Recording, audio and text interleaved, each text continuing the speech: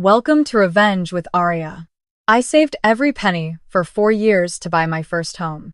The day I got the keys, my neighbor texted me a photo. Someone was inside, measuring my bedroom walls. I zoomed in on the picture. It was my older sister, tape measure in hand, her husband carrying boxes through my front door. That's when I called the police and my lawyer. My name is Harper Reed. I'm 31 years old. And if you think family can't steal from you in broad daylight, keep listening. Let me take you back to where this started. I grew up in Columbus, Ohio, the younger of two daughters.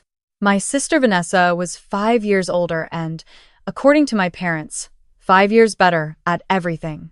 She was the one who got the car at 16. She was the one who got her college fully paid for. And when she married Derek at 23, my parents threw a reception that cost more than my entire college tuition, which, by the way, I paid for myself through student loans and night shifts at a hospital filing room. I never complained. Not out loud anyway. I figured if I worked hard enough, I wouldn't need their approval or their money. And I was right. By 27, I had landed a solid position as a medical billing coordinator at a large clinic in downtown Columbus. The pay was decent. The hours were long. But I was building something.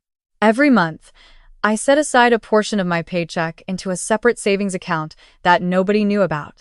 Not my parents, not my sister, not even my closest friends. I called it my freedom fund. By the time I turned 30, I had saved enough for a down payment.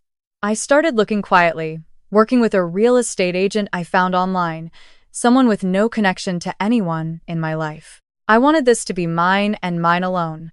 No opinions, no interference, no guilt trips. The house I found was on Birchwood Lane, a quiet street on the east side of the city. A 2-bedroom bungalow with a small backyard, a covered porch, and original hardwood floors that creaked in all the right places. It wasn't a mansion. It wasn't flashy. But the moment I walked through that front door during the open house, something clicked in my chest like a lock finding its key. I made an offer the same week. The sellers accepted. I went through inspection, appraisal, closing, all of it handled through my agent and my lawyer. I signed the papers on a Tuesday morning, hands shaking, heart pounding. The title was in my name, Harper Elizabeth Reed. Nobody else. Now, here's the part that matters. The part where everything fell apart. I had my mail forwarded to the new address before I officially moved in. Standard stuff. But what I didn't realize was that my parents' address was still listed as my secondary contact on a couple of old accounts, including my homeowner's insurance. When the policy confirmation letter arrived at their house instead of mine, my mother opened it. She said later she thought it was junk mail. But I know my mother. She opened it because it had my name on it, and curiosity has always been her favorite hobby. Within an hour, she had called Vanessa. Within 2 hours, Vanessa had the address. Within a day, my secret was gone. But I didn't know any of this yet. I was at work that Wednesday, finishing up a mountain of claims, when my phone buzzed. A text from my next-door neighbor on Birchwood Lane, a retired man named Gerald, who I had introduced myself to the week before when I dropped off some cleaning supplies at the house. Gerald was kind, observant, the type who noticed everything. His message read, "Hey Harper, thought you should know. A woman and a man showed up at your place about an hour ago. She had a key. They've been carrying boxes inside." My blood went cold. I didn't give anyone a key. I had exactly 2 copies, one on my keychain and one locked in my desk drawer at work. I texted Gerald back immediately. "Can you describe them?" He sent a photo, taken from his front window. And there she was, Vanessa, standing in my doorway, directing Derek as he hauled a large box through the entrance. She was pointing at something inside, gesturing like she was redesigning the layout of a home she had no right to touch. I stared at the photo for a full minute, my hands trembling. Then I opened my security app. I had installed 2 cameras the previous weekend, one at the front door and one in the living room. The feed loaded and my stomach dropped. Vanessa was measuring the bedroom walls with a tape measure, while Derek assembled what looked like a bed frame in my living room. Their daughter was sitting on my kitchen counter eating crackers, crumbs scattered across the granite I had just cleaned. They weren't visiting. They were moving in. I closed my office door, sat down, and made 2 phone calls. The first was to the Columbus Police Department. I reported unauthorized entry into my property at the Birchwood Lane address. I gave them my name, my deed information, and told them the individuals inside did not have my permission to be there. The second call was to my real estate lawyer, a woman named Patricia Huang who had handled my closing. I told her what was happening. She was quiet for a moment, then said 4 words that steadied me. Document everything. Don't wait. I left work early, drove across town, and parked on the opposite side of the street from my house. Gerald was standing on his porch, arms crossed, watching my front door like a sentinel. He nodded when he saw me. I nodded back. The police cruiser arrived 7 minutes later. 2 officers walked up the path and knocked. Derek answered. Casual, relaxed, like he belonged there. I watched from my car as he smiled and gestured for them to come in. 1 officer stayed at the door. The other stepped inside. That's when I got out of the car. I walked across the street carrying a folder that held my deed, my mortgage agreement, my closing statement, and my homeowner's insurance policy. Every document signed, stamped, and notarized. Vanessa appeared behind Derek when she saw me coming. Her face shifted from confusion to something harder. Annoyance, maybe. Or entitlement. Officers, I said, keeping my voice level. I'm Harper Reed. I'm the legal owner of this property. These individuals do not have my permission to be here. The officer at the door took my folder and reviewed the documents. He compared the address, the name, the signatures. Then he turned to Derek. Sir, do you have any documentation showing you have a right to be on this property? Derek stammered. Vanessa stepped forward, voice sharp. This is my sister's house. We're family. She knew we were coming. I didn't, I said. I didn't tell anyone about this house. I didn't give anyone a key, and I certainly didn't invite anyone to move furniture inside. The officer handed my folder back. Ma'am, you're the recorded owner. Do you want to press charges for trespassing? Vanessa's eyes went wide. You wouldn't. I looked at her, at Derek, at their daughter peering out from behind the couch. My chest ached for that little girl. But the ache didn't change the facts. Yes, I said. I want them removed and I want it documented. The officers escorted them out. Derek carried the boxes back to their minivan in silence. Vanessa said nothing to me as she passed, but the look she gave me could have set the house on fire. Their daughter was crying softly, clutching a stuffed rabbit, and that sound followed me long after they pulled away. I walked through the house after they left. They had been there for hours. The bedroom had a half-assembled bed frame. The kitchen had groceries in the refrigerator. Actual groceries. Milk, eggs, juice boxes. They hadn't just broken in. They had begun to live there. As if my name on the deed was a suggestion, not a fact. I sat on the floor of my empty living room, back against the wall, and let the silence settle around me. Then I pulled out my phone and saved every second of the security footage to a cloud backup. The calls started that evening. Mom first. Her voice was tight, the kind of tight that pretends to be calm but is really furious. Harper, what is wrong with you? Vanessa told me you had the police drag her out of your house in front of Lily.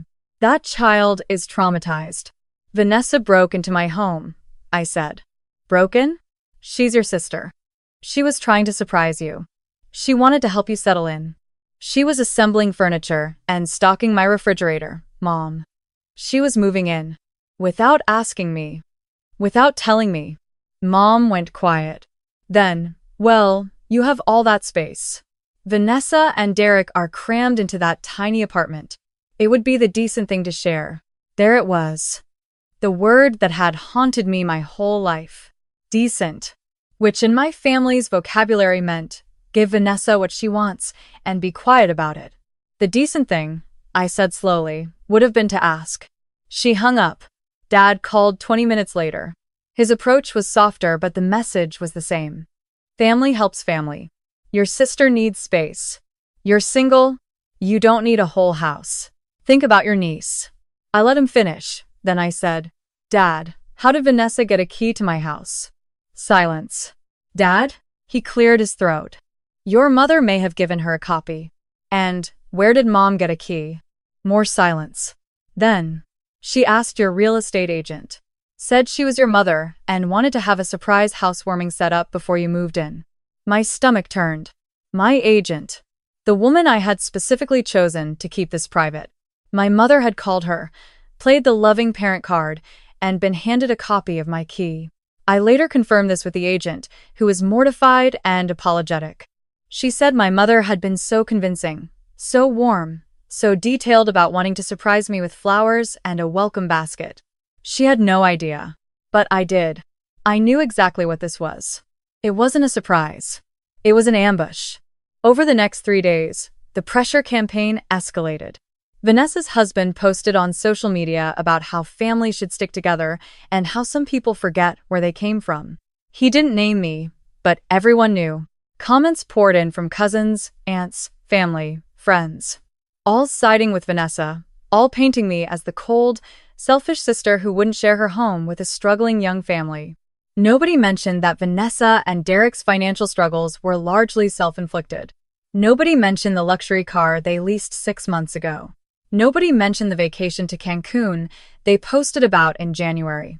Nobody asked why 2 working adults with a combined income couldn't manage their own rent, let alone why they felt entitled to my house.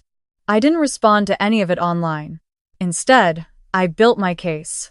I downloaded every social media post, every comment, every text message. I printed the security footage stills. I compiled a timeline. Monday, insurance letter arrives at parents' house. Tuesday, mom calls Vanessa. Wednesday, Vanessa obtains key through deception. Wednesday afternoon, Vanessa and Derek enter my property without authorization and begin moving in. On Friday, I filed for a restraining order through the Franklin County Court of Common Pleas. Not through the police, through the court. I submitted the security footage, the police report, the timeline, Gerald's photos, and a sworn statement from my real estate agent confirming she was deceived into providing the key. The judge reviewed the evidence and granted a temporary restraining order against both Vanessa and Derek, prohibiting them from coming within 500 feet of the Birchwood Lane property. When Vanessa was served, she called me screaming. "A restraining order? Against your own sister? Are you insane? You entered my home without permission," I said calmly. "You obtained a key through fraud. You attempted to occupy a property that belongs to me. This isn't a family disagreement, Vanessa. This is trespassing, and it's documented." She hung up. The next call came from my aunt, my mother's sister. Her tone was sweet poison. "Harper, honey, your mother is beside herself. Vanessa is humiliated. This restraining order is going to destroy the family. Can't you just work this out privately?" "I tried private," I said. "Private is how Vanessa got my key. Private is how she moved into my house, without asking. I'm done with private." 2 weeks passed. The restraining order held. I changed the locks, upgraded my security system to 4 cameras, and finally moved in properly. Every box I unpacked, every picture I hung, every lamp I plugged in felt like a small act of reclamation. This was my home. My name on the deed. My sweat in every dollar. Gerald brought over a pie on my first real night there. Apple. Homemade. Still warm. "Watched the whole thing unfold," he said, leaning against my porch railing. Most people would have caved under that kind of pressure. "Family guilt is a heavy weapon." "It is," I said. "But so is the truth." He smiled and tipped his cap before heading back across the yard. The silence lasted exactly 16 days. Then Vanessa made her next move. I came home from work to find a letter taped to my front door. Not mailed, hand-delivered, which meant she or someone acting on her behalf had violated the restraining order by approaching the property. The letter was typed, formatted like a legal document, but clearly wasn't one. It stated that because our parents had contributed to my upbringing and financial foundation, the family had a moral and equitable claim to a share of any property I acquired. It demanded I sign over 50% ownership of the house to Vanessa or face family arbitration. I photographed the letter, bagged it, and drove it straight to Patricia's office. She read it, set it down, and looked at me over her glasses. "This has no legal standing whatsoever. But the fact that it was hand-delivered to your door means someone violated the restraining order. Do you want to pursue that?" "Yes," I said without hesitation. Patricia filed a motion for contempt of court. The security camera footage confirmed Derek's car had been parked across the street that afternoon. He hadn't approached the door himself, but traffic camera records and a neighbor's doorbell camera showed Vanessa's best friend walking up to my porch and taping the envelope. Under questioning, the friend admitted Vanessa had asked her to deliver it and told her it was just a birthday card. The court did not take this lightly. Vanessa was called in for a hearing. I sat on one side of the courtroom. She sat on the other. For the first time in months, we were in the same room. The judge was direct. He reviewed the original restraining order, the violation, the fraudulent letter, the deception used to have it delivered. He extended the restraining order to a full year and added a provision. Any further attempts to contact me regarding the property, directly or through third parties, would result in criminal charges. Vanessa's lawyer tried to argue that family disputes should be handled privately. The judge shut that down. The respondent illegally entered the petitioner's home, attempted to occupy it, and has now violated a court order. This is not a family dispute. This is a pattern of harassment. Vanessa didn't look at me as she left the courtroom. Derek was waiting outside, jaw tight, eyes on the floor. Their lawyer was already on the phone, probably explaining to my parents that the situation had just gotten significantly worse. That evening, I sat on my back porch with a cup of tea, watching the sky turn from gold to violet. My phone buzzed, a text from my father. 8 words. Your mother wants to come see you. I set the phone down and let the silence answer for me. 3 days later, my mother showed up anyway. Not at the house. She knew better than that. She came to my workplace. I found her sitting in the lobby when I came back from lunch, dressed in her church clothes, holding a small gift bag. Can we talk? She said. I led her to the break room. She set the gift bag on the table and folded her hands. Harper, I know things have gotten out of control. Out of control, I repeated. Your sister made a mistake. She shouldn't have gone into your house without asking. I know that. But this restraining order, this court hearing, it's too far. She's your blood. She obtained my house key by lying to my real estate agent. She moved furniture into my home. She tried to claim ownership of property she didn't pay a cent for. And when I set a legal boundary, she violated it. Blood doesn't erase any of that. My mother's eyes glistened. I just want my girls to get along. Then you should have taught both of your girls that other people's things aren't theirs to take. She reached for the gift bag. I brought you something. For the new house. I didn't open it. Mom, I need to ask you something, and I need the truth. Did you call my real estate agent and pretend you were planning a surprise housewarming? Her hesitation was the answer. Did Vanessa ask you to get the key, or did you offer? Another pause. Longer this time. She mentioned that she wanted to help you set up the house. I thought it would be nice if we all pitched in. Pitched in, I said. She was assembling a bed frame in my bedroom. Derek was stocking my fridge. They weren't pitching in. They were claiming territory. My mother opened her mouth, then closed it. For the first time, I saw something shift behind her eyes. Not guilt exactly, but recognition. The faintest flicker of understanding that what she had enabled wasn't generosity or family love. It was entitlement, dressed up in a gift bag. I need you to leave, I said gently. And I need you to understand that what happens with this house is my decision. Not yours, not Vanessa's, not the family's. Mine. She stood, picked up the unopened gift bag, and walked out. She didn't slam the door. She didn't argue. She just left, quietly, like a woman who had finally heard something she had been avoiding for years. Then came the moment that changed everything. 2 days after my mother's visit, I received a group text from Vanessa. Sent to me, my parents, 3 aunts, 2 uncles, and a dozen cousins. It read, Harper has abandoned this family. She chose a house over her own blood. I hope she enjoys living alone because that's exactly what she'll get. I stared at the message. Replies started rolling in within minutes. Some sided with Vanessa. Some stayed silent. But 3 replies caught my attention. My cousin Nicole. Actually, how did you get inside her house in the first place? My Uncle Ray. Hold on. You moved into her house without asking? Before she even moved in herself? My Aunt Diane. Vanessa. That doesn't sound right. If Harper bought it with her own money, it's hers. For the first time, the narrative cracked. The story Vanessa had been selling, the one where I was the selfish sister hoarding space while her family suffered, started to fall apart under the weight of a very simple question. Why were you in her house? I responded to the group text with a single message. I attached the police report, the court's restraining order extension, a summary of the timeline, and 2 screenshots from my security cameras showing Vanessa and Derek inside my home. I wrote, I bought this house with my own savings. Nobody was told because it was my private decision. My key was obtained through deception. My home was entered without permission. I've handled this through legal channels because every private attempt was met with more pressure. I love this family, but I won't apologize for protecting what I've earned. The group chat went silent. Over the following weeks, the calls slowed. The social media posts disappeared. Derek quietly deleted his earlier posts about family loyalty. Vanessa unfriended me on every platform, which honestly felt more like relief than loss. My Uncle Ray called me separately. I didn't know the full story, he said. Your sister made it sound like you offered the house and then changed your mind.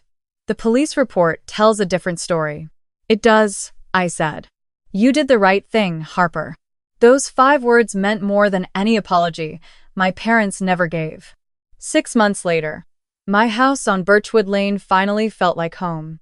I painted the bedroom a pale sage green. I hung shelves in the living room and filled them with books I had been storing in boxes for years. I planted tomatoes in the backyard and watched them climb their stakes through the summer heat. Gerald and I developed a routine. Saturday mornings, I would bring him coffee and he would tell me stories about the neighborhood from 30 years ago. He never asked about my family situation again, but once, as I was heading back across the yard, he called out, You know, Harper. Some people build walls to keep others out. You built one to finally let yourself in. I thought about that for a long time. My mother reached out once more, a few months after the court hearing. A short text, no demands, no guilt. I read it, set my phone down, and went back to watering my tomatoes. I didn't respond that day, or the next. But eventually, I did. I wrote back, Thank you for saying that. I need time. And she gave it to me. For the first time in my life. She actually gave me time. The restraining order expired after a year. Vanessa never contacted me again. I heard through Nicole that she and Derek eventually rented a bigger apartment on the west side. I hope, genuinely, that they're doing well. I don't wish them harm. I just wish them distance. Last month, I sat on my porch on a Tuesday evening, the same day of the week I had signed the closing papers 2 years ago. The street was quiet. The sky was doing that thing it does in early fall, turning amber and violet all at once, like it can't decide whether to hold on to summer or let go. I held my house key in my palm and felt its weight. Familiar now, certain. I bought this house with money nobody gave me, protected it with evidence nobody could deny, and kept it through a fight nobody expected me to win. They thought I would fold. They thought guilt and obligation would do what their lies couldn't. But I learned something in that courtroom, on that porch, in those long silent evenings alone in a house that finally belonged to me. The people who love you don't need your keys. They knock. And the ones who break in were never really family to begin with. I turned off the security cameras that night. Not because I was naive, but because I was no longer afraid. The locks were changed. The courts had spoken, and the only name on the deed was mine. I closed my eyes and listened to the quiet of my own home. And for the first time in 31 years, silence didn't feel like being ignored. It felt like peace,